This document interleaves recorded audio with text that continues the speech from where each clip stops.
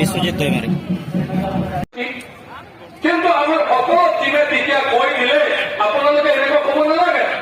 আমিতো নাজানো আপোনাৰ নিচিনা লগৰ নিচিনা ইমান ডাঙৰ IAS অফিচাৰ বিলাকে ইমান ডাঙৰ ভুল কৰিব পাৰে।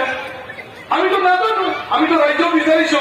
তোমালোকে কৈছে কাউন্সিল হলে হ'ব, আমি কৈছিলো কাউন্সিল এইবাৰ নহব, আপোনালোকে কৈছিল নহয় হয়। এতিয়া আপুনি কিয় কৈছে যে সেইটো নহয় বুলি?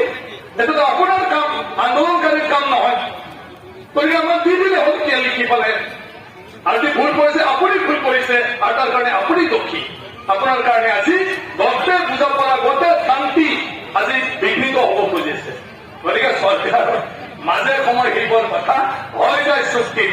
মই অধ্যক্ষ হিচাপে কিছুমান কথা কব নাপায়, কিন্তু আজি আদিবাসীৰ লগত আদিবাসীৰ সমস্যা আৰু ময়ো এনেকুৱা পথৰ মাজেদি অহাৰ কাৰণে মোৰ অভিজ্ঞতাক মই শ্বেয়াৰ কৰিছো মাত্ৰ। বাকী